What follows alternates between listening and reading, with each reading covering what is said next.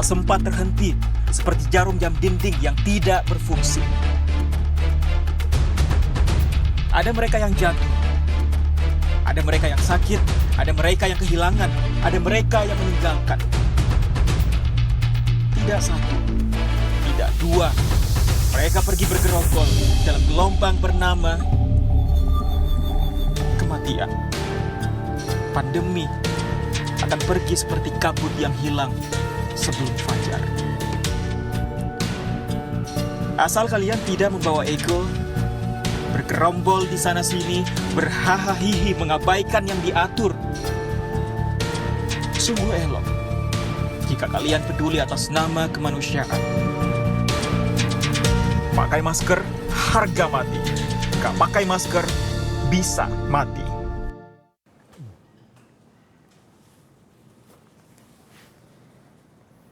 Assalamualaikum warahmatullahi wabarakatuh. Selamat sore, salam sejahtera untuk kita semuanya.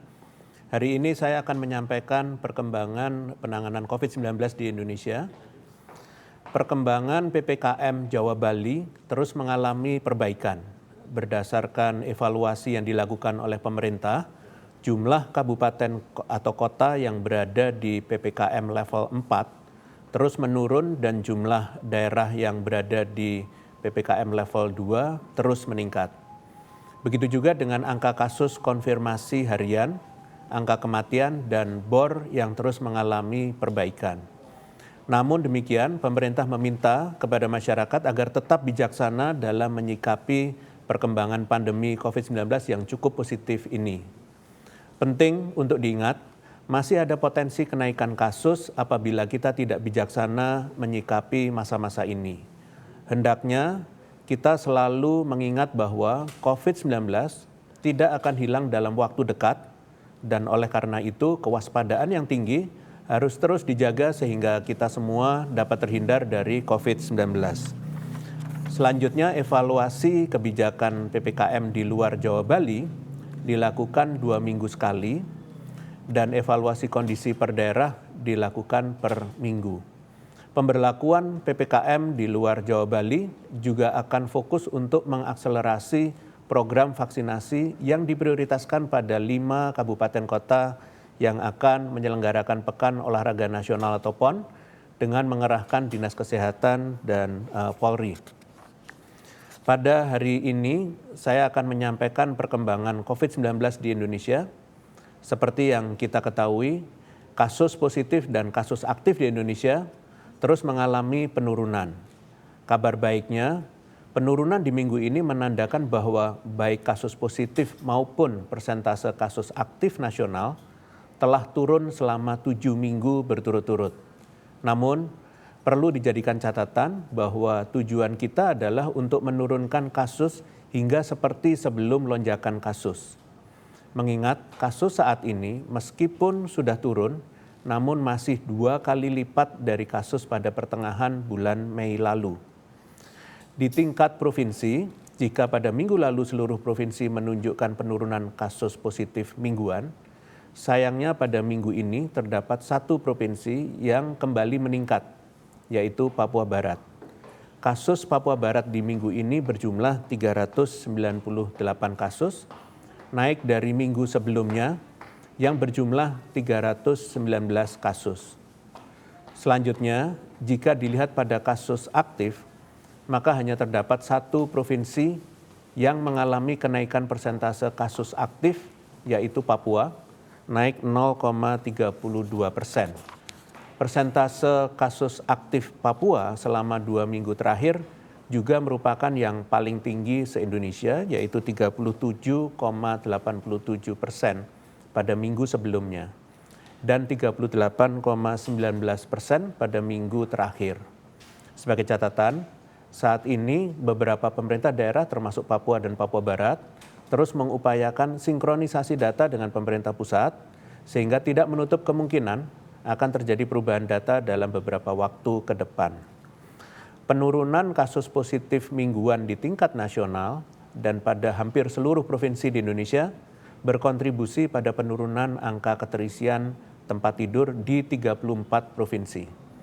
Kabar baik lainnya adalah pertanggal 5 September, tidak ada provinsi yang memiliki bor di atas 60%. Bahkan, angka bor tertinggi hanya sebesar 45,47%, yaitu Provinsi Aceh. Ini artinya, keadaan darurat yaitu lonjakan pasien COVID-19 di rumah sakit telah berhasil kita lewati di semua provinsi di Indonesia.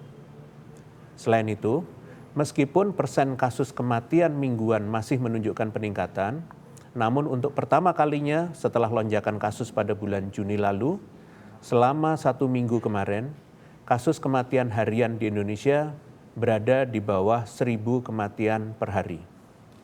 Rata-rata kematian harian pada minggu kemarin sebesar 563 kematian. Sebagai catatan, selama lonjakan kasus hingga akhir Agustus kemarin, kasus kematian kita konsisten berada di kisaran 1.000 kematian per hari.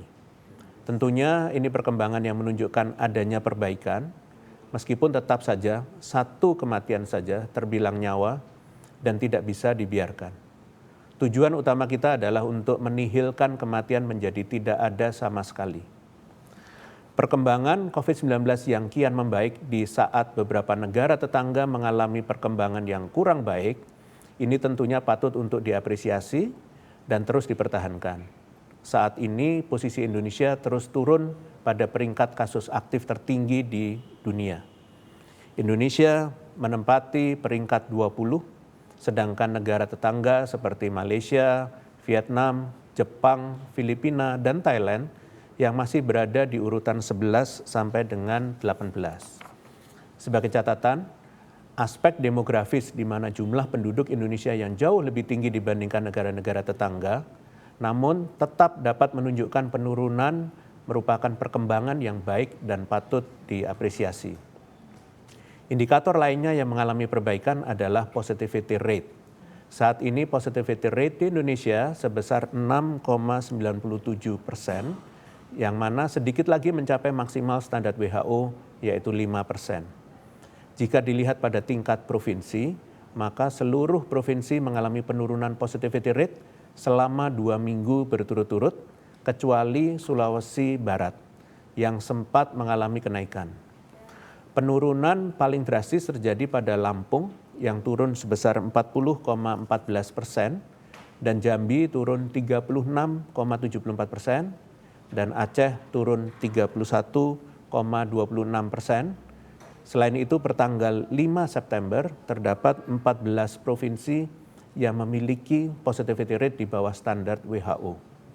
14 provinsi tersebut adalah Maluku, DKI Jakarta, Maluku Utara, Kepulauan Riau, Bengkulu, Banten, Sulawesi Tenggara, Sumatera Selatan, Papua, Jawa Timur, Papua Barat, Gorontalo, Jawa Barat, dan Nusa Tenggara Barat.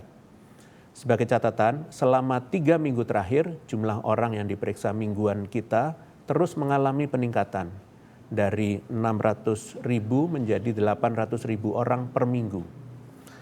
Adanya perbaikan kondisi COVID-19 di Indonesia ini tentunya patut kita syukuri, namun jangan sampai membuat kita lengah. Belajar dari pengalaman lonjakan kasus sebelumnya bahwa justru fase yang paling berat adalah fase ketika kasus mulai melandai. Fase ini paling berat karena disinilah seluruh lapisan pemerintah dan masyarakat diuji kedisiplinan dan ketahanannya untuk mempertahankan situasi yang telah melandai ini agar tidak kembali mengalami lonjakan kasus. Dengan telah dibukanya aktivitas sosial ekonomi secara bertahap dan perlahan kembali menuju kehidupan normal baru, maka sudah seharusnya kita jadikan momentum ini untuk bersama-sama refleksi bahwa tentu saja keadaan ini jauh lebih baik dibandingkan keadaan di mana kasus melonjak tinggi, rumah sakit penuh, serta kabar duka karena kematian akibat COVID dari sekitar kita. Renungan ini seharusnya lebih dari cukup untuk membuat kita tidak lengah dan terus disiplin protokol kesehatan, karena tentunya kita tidak mau kembali ke keadaan itu lagi.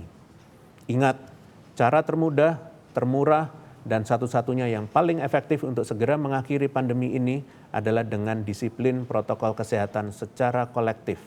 tidak hanya individu saja, namun harus dilakukan oleh seluruh lapisan masyarakat. Selanjutnya, saya akan mencoba menjabarkan bagaimana sejauh ini respons pemerintah melakukan pengendalian COVID-19 sampai dengan saat ini. Pada prinsipnya, respon pemerintah dalam menangani pandemi COVID-19 dibagi menjadi 3 fase, yaitu fase merespons, memperbaiki, dan mempertahankan. Fase utama, yaitu respon, dilakukan melalui penanganan pada sektor esensial dan melakukan adaptasi secara cepat sehingga mitigasi dampak pandemi dapat dilakukan dengan baik. Langkah ini selanjutnya diikuti dengan upaya perbaikan yang fokus pada penanganan dan adaptasi yang cepat serta mengantisipasi lonjakan kasus untuk secara bertahap melakukan normalisasi terhadap kondisi nasional dari dampak pandemi. Terakhir, pemerintah bersama dengan seluruh elemen masyarakat berupaya keras untuk mempertahankan capaian positif dari penanganan pandemi dengan menerapkan protokol kesehatan secara ketat sehingga pemulihan sektor sosial ekonomi dapat berjalan dengan baik. Melalui 3 fase ini, maka pemerintah berupaya memperbaiki kondisi nasional menjadi lebih baik. Dengan demikian, pandemi COVID-19 menjadi lebih terkendali dan memungkinkan masyarakat untuk dapat produktif dan tetap terlindungi dari COVID-19. Kita bisa lihat bersama bahwa hampir 11 bulan pertama bahwa Indonesia melakukan pengendalian yang umumnya bersifat merespon. Hal ini digambarkan dengan penanganan umumnya diprioritaskan pada sektor-sektor esensial paling terdampak, layaknya sektor kesehatan dan ekonomi.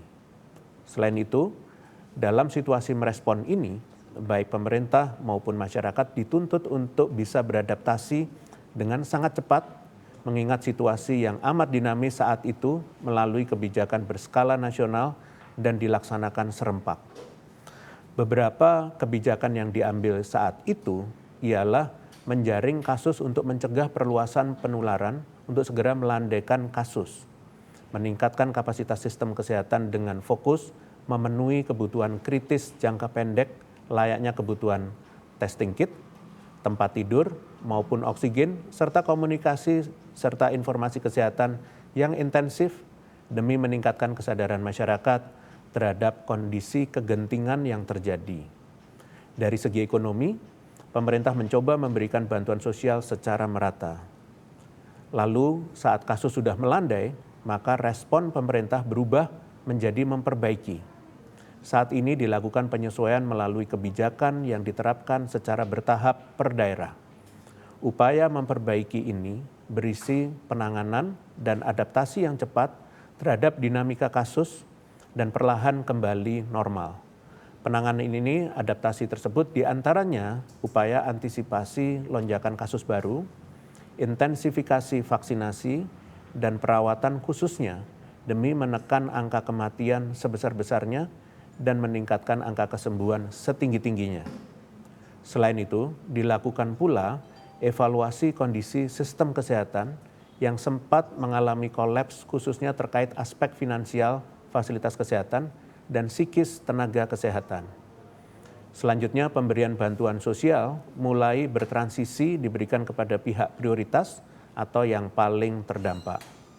Idealnya, setelah melakukan upaya memperbaiki, suatu negara dapat langsung menjalankan upaya mempertahankan kondisi yang membaik tersebut. Namun, perlu diingat bahwa berbagai dinamika di lapangan maupun global seperti mobilitas yang tidak terkendali, maupun perkembangan varian berkontribusi pada perlunya kita kembali melakukan tahap merespon saat puncak kasus kedua terjadi. Selanjutnya, dengan komitmen bersama yang saat itu menjalankan PPKM darurat, maka upaya memperbaiki dilakukan lagi sampai saat ini. Dengan modal perkembangan kasus yang semakin hari semakin baik, maka saat ini kita memiliki target besar bersama untuk selangkah lebih maju, mempertahankan kondisi kasus COVID-19 yang cukup terkendali, sehingga perlahan-lahan kita memasuki fase respon pemerintah untuk mempertahankan. Hal yang dapat dilakukan yaitu peningkatan kapasitas publik jangka panjang, termasuk pemberdayaan pemerintah daerah untuk mampu mengidentifikasi secara mandiri respon sesuai kondisi terkini di wilayahnya masing-masing.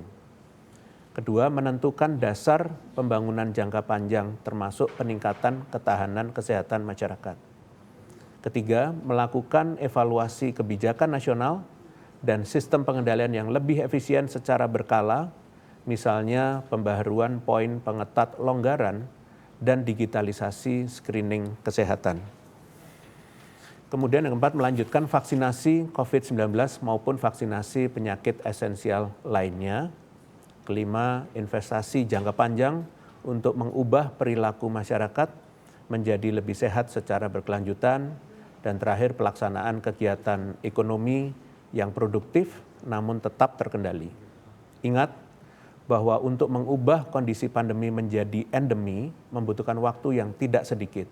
Namun bukan tidak mungkin jika Indonesia sebagai bangsa besar mampu mempertahankan kondisi yang cukup terkendali. Sampai saat ini saja, total kasus Indonesia berkontribusi sebesar 1,86% dari total kasus dunia.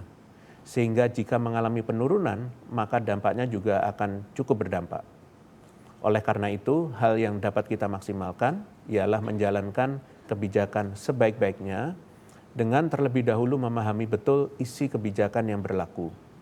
Untuk itu, saya akan menyebutkan perubahan dalam instruksi Menteri Dalam Negeri terbaru, yaitu Inmendagri nomor 39 tentang PPKM level 2 sampai dengan 4 di Pulau Jawa dengan inti perubahan yaitu secara umum pengaturan operasional sektor esensial pemerintah di semua level akan merujuk kepada keputusan Menteri Pan-RB mulai diterapkannya peduli lindungi di supermarket dan hypermarket di semua level dan adanya perubahan target positivity rate menjadi 5% dari yang sebelumnya 10% melalui upaya testing terus-menerus.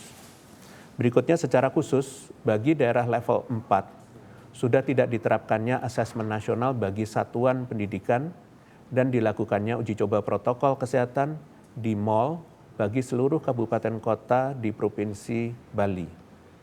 Secara khusus bagi daerah level 3, durasi waktu makan di tempat makan baik yang berdiri sendiri ataupun di dalam fasilitas publik lainnya seperti mal dan fasilitas olahraga menjadi maksimal 60 menit.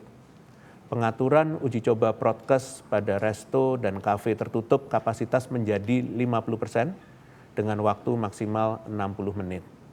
Dan uji prokes di tempat wisata yang akan ditentukan oleh Kemenparekraf dan diatur oleh Kemenparekraf dan Kemenkes dengan syarat masuk dalam screening peduli lindungi melarang anak usia di bawah 12 tahun.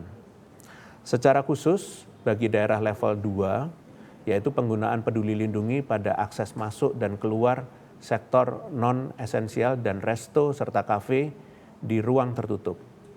Perubahan pengaturan waktu makan di tempat makan tertutup menjadi maksimal 60 menit.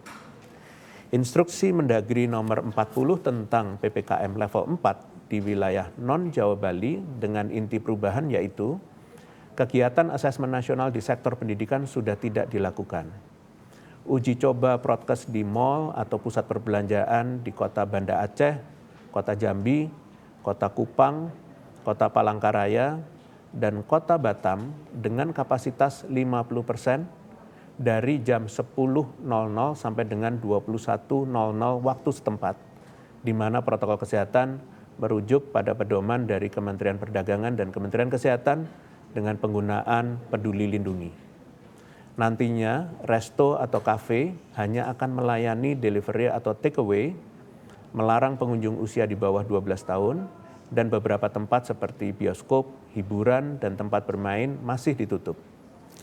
Instruksi Mendagri nomor 41 tentang PPKM level 1 sampai dengan 3 di wilayah non-Jawa Bali dengan inti perubahan yaitu secara khusus bagi daerah level 3, pengaturan kapasitas kegiatan makan dan minum di restoran atau kafe menjadi 50%.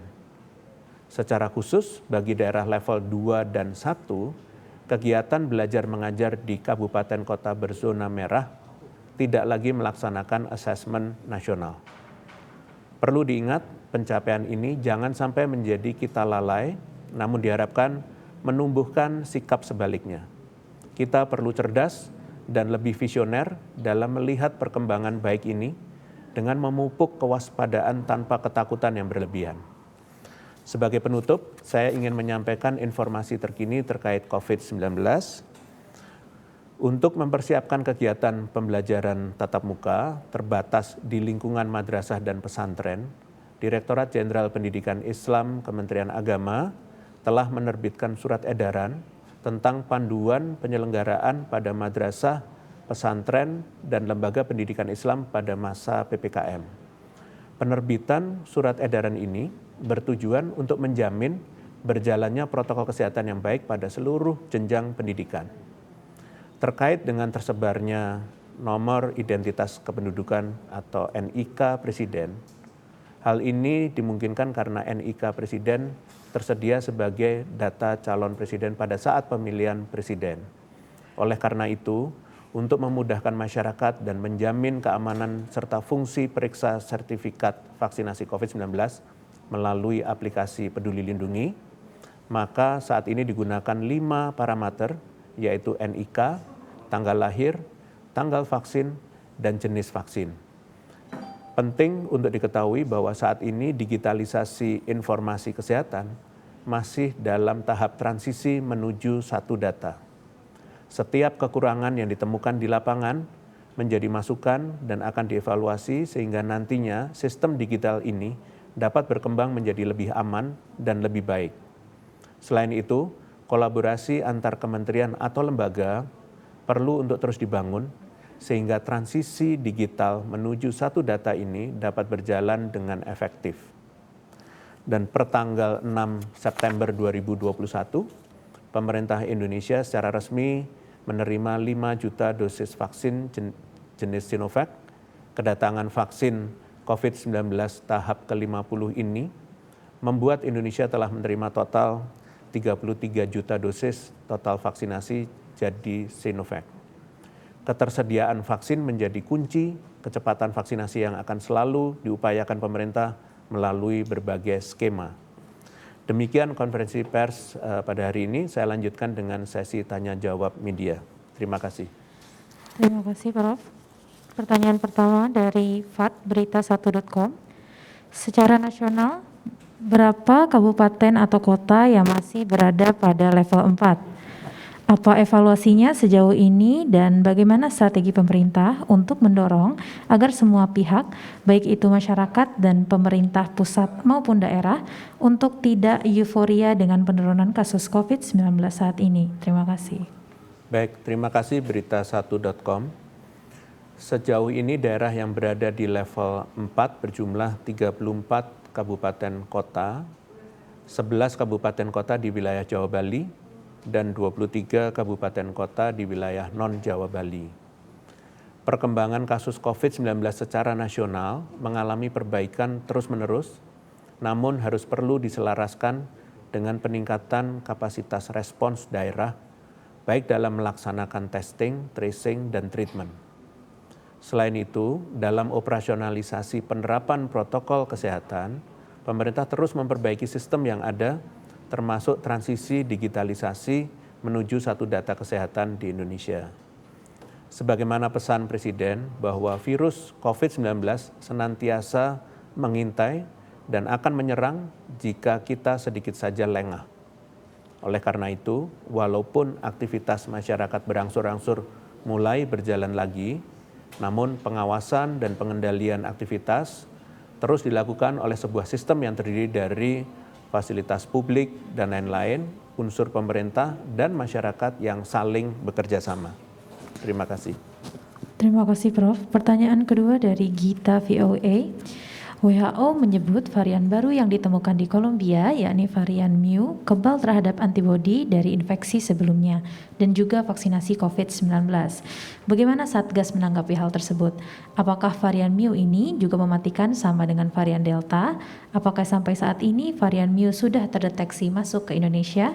Dan bagaimana langkah pemerintah ke depan dalam menghadapi berbagai varian baru virus corona tersebut? Terima kasih. Baik, terima kasih VOA. varian Mu atau B1621 merupakan varian pertama kali yang ditemukan di Kolombia pada bulan Januari 2021.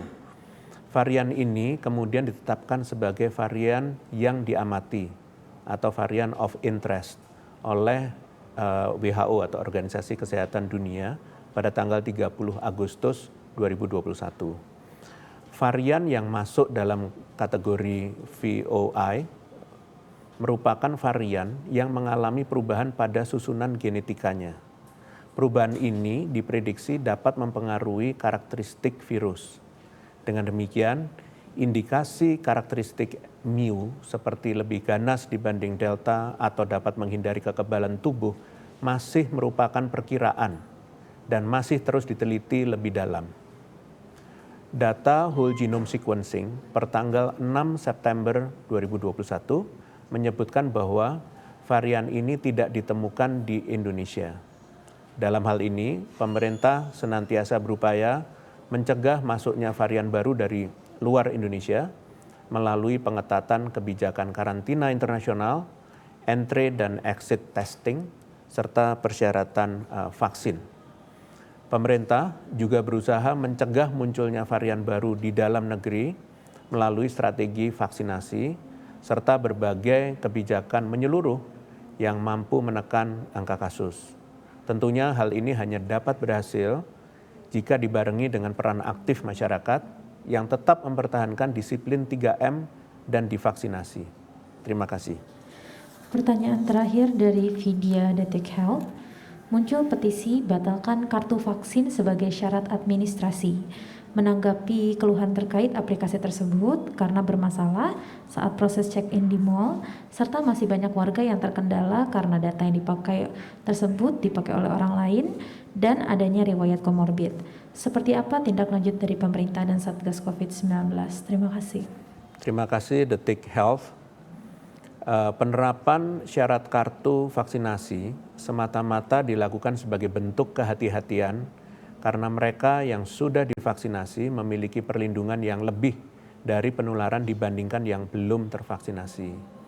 Pemerintah terus berupaya keras memperbaiki sistem operasional screening kesehatan digital ini melalui kolaborasi antar kementerian dan lembaga agar upaya perlindungan kesehatan sekaligus ketepatan dan keamanan data masyarakatnya dapat dicapai.